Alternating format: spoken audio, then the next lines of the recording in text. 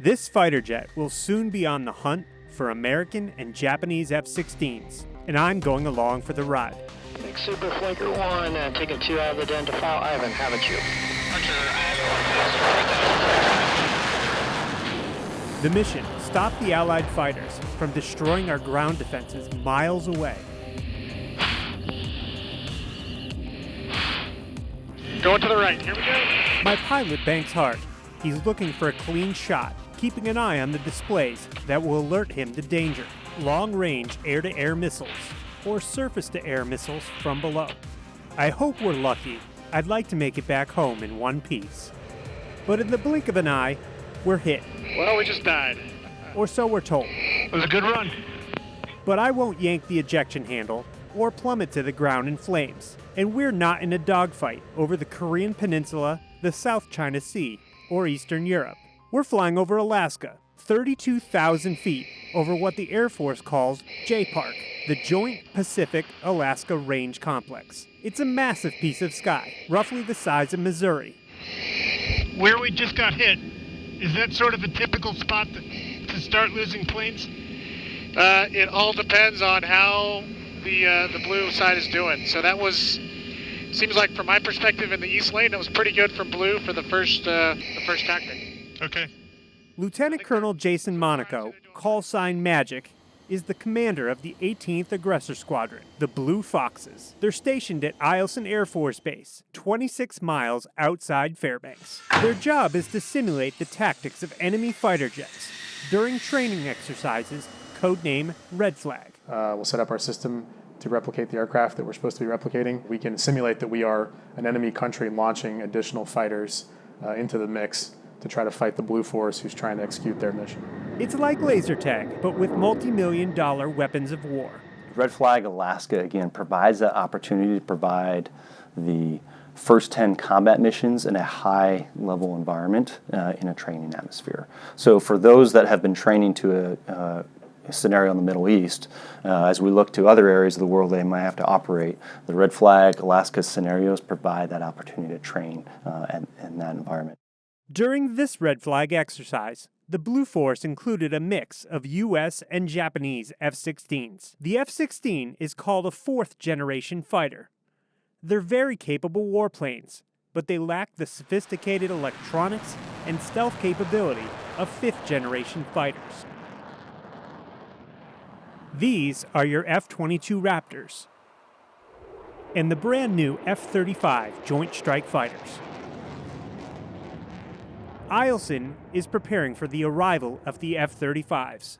These hangars will house 54 of the $80 million jets. Already, there are 2.5 squadrons of F-22 Raptors south of Eielson at Joint Base Elmendorf-Richardson. Within about 18 months, Alaska is going to have over 100 fifth-generation fighters, combat-coded, fifth-gen fighters. So supersonic stealth fighters. No place on the planet Earth will have that kind of fifth-gen fighter power.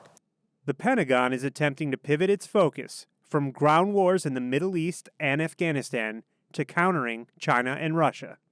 It also needs to prepare for the advanced weapons and jets that adversaries already have, including the Chinese J-20 and the Russian Su-57.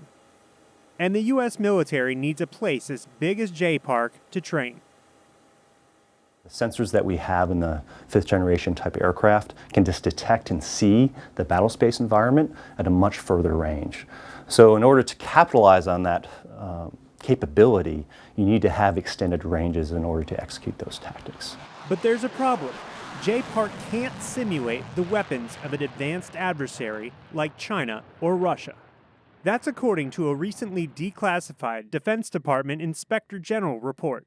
In it, pilots and officers stationed at Eielson say that JPARC lacks modern electronic warfare systems. One example cited in the report is a Soviet-era surface-to-air missile system. It's actually sitting on the ground at JPARC.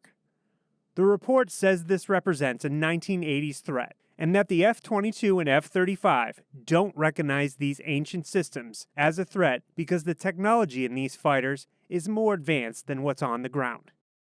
J-Park has the space to simulate a massive battlefield of the future. It just can't simulate the advanced weaponry that would be deployed on it. At least, not yet. So as far as modernization, I will say this, the J-Park right now is still very challenging for our 4th gen players. It's challenging for a small number of 5th gen players. We hope to grow it so that it's challenging on a large force or major force exercise scale. The Pentagon is beginning to address some of J-Park's needs. The first step is $87 million in range upgrades. So we're going to use that money to upgrade some of our surface-to-air threats and a lot of our detection capabilities as well to get more realistic training in that combat-like environment. I think there's a broader and an increasing recognition that as we move to a 5th generation Air Force, that J-Park is going to be one of the critical places to train. Lieutenant Colonel Anderson says the report is helping guide the U.S. military to identify shortcomings and prepare for the future, 10, 15, and 20 years from now. But the F-35 starts arriving soon.